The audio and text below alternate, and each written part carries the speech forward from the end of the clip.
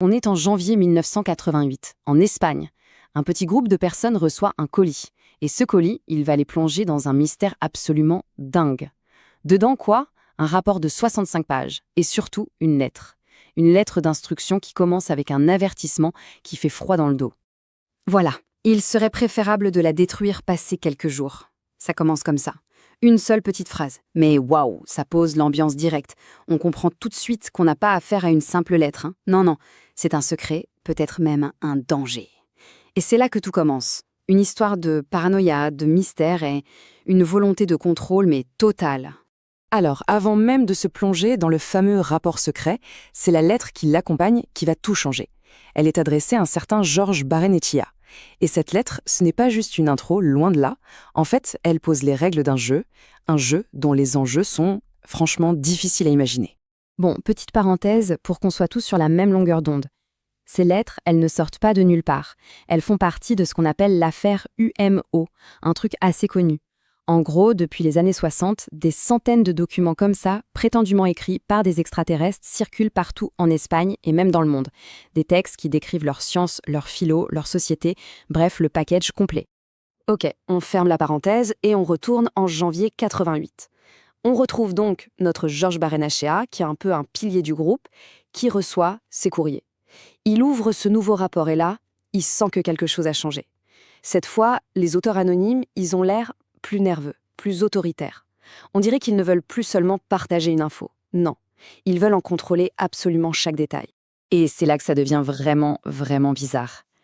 Le mystère s'épaissit, comme on dit, parce que les instructions, elles sont d'une précision de malade, quasi paranoïaque. Et surtout, le plus dingue, c'est qu'elles sont complètement contradictoires.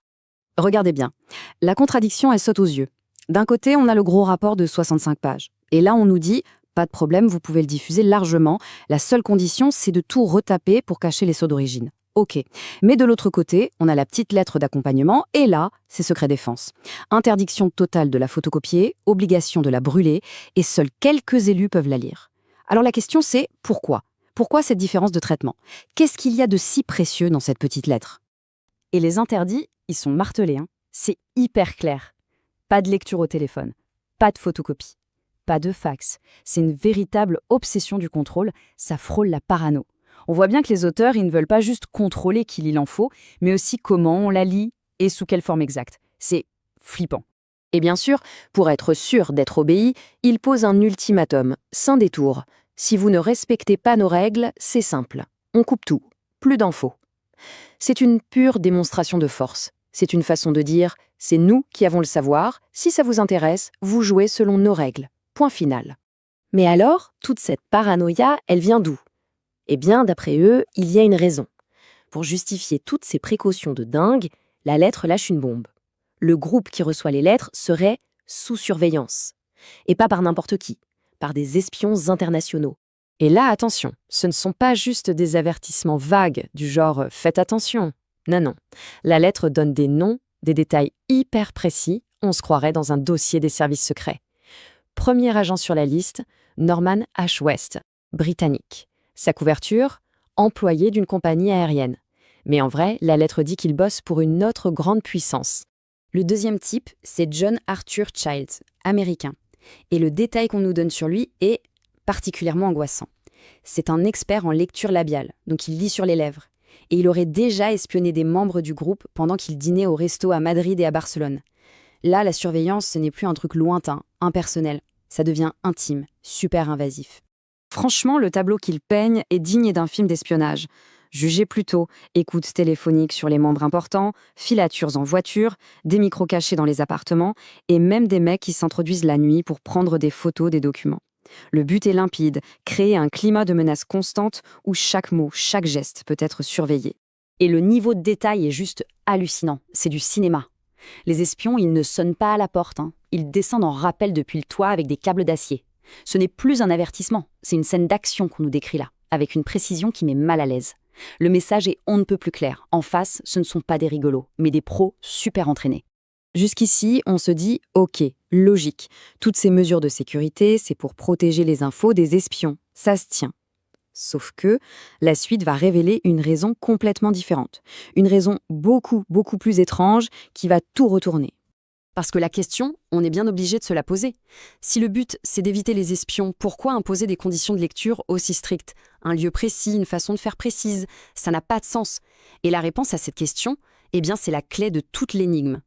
Et voilà, c'est la révélation qui change tout. Le but, en fait, ça n'a jamais été de protéger l'info. Le but, c'était d'étudier les lecteurs. Oui, oui, les auteurs de la lettre disent noir sur blanc qu'ils veulent mesurer les réactions biochimiques dans leur système limbique. Pour faire simple, ils ne sont pas en train de partager un savoir, ils mènent une expérience. Ils sont en train d'observer à distance les émotions, les réactions du cerveau, de leur propre cobaye. Et pour que leur expérience fonctionne, ils imposent un protocole super strict. Les réunions, toujours dans le même appart, la lecture, à voix haute, page par page, en commentant.